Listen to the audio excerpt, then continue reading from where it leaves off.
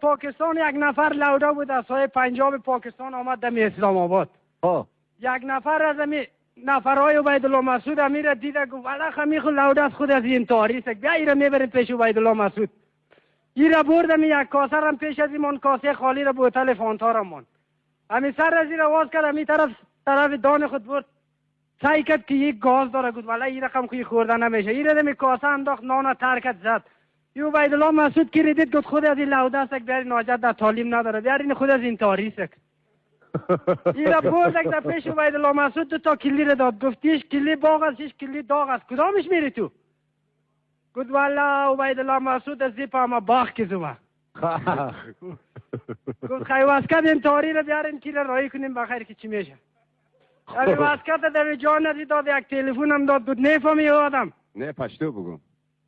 گفت پیگه خبره کنه گفتم دا تلفن صرف ما سره قگی که چا سره نور نقگی گفت بس سیده زی لارو کابل تا ای دمی کابل که آمد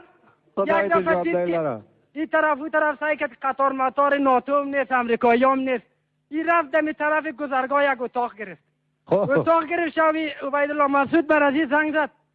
گفت کجا هستی چی کردی گفت والا امروز خود چیزی نشد دیگه چیزی که تو دستور بیتی باز محمود عمل میکنم گفت میفهمی صبح قطار امریکایی طرف دالمان میره صبح وقت میبرایی گفت صحیح سک گفت نشانی و مشخصاتش بگو گفت تانگایش کلان است آنتنایش دراز است پوزای نفرایش هم گفت بسته کدگی است گفت بس رسیدم در گپ امی صبحکی وقت امی گاردیایی که امی تشنابا را میکشد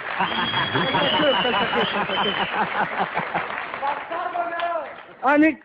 کراچی هایی که تشنابا رو میکشه طرف سر کردا یک 12 تا قطار است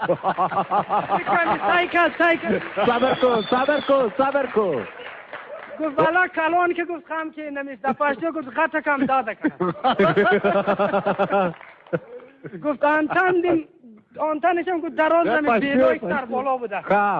بگه آنتنش هم همی دراز است پشتو بگو شری جان همی نفرها پوزای خود بسته کنه که والا همی پوزایش هم که بسته از خودی نمیسته بیا میرم انتحار میتون کنه یه همی دوید یک دفعه خود انتحار داد این رسد دمی مابین یک کراچی یک دفعه بیهوش شد دمی هوش آمد همی بوی کرد که بسیار یک بوی بات است گفت با عبیدالله مسعود خدای دی تاعتی خار کی دا نکلی باغ دی نکلی داغ دی دا پل مردار پاکستان دی یک تک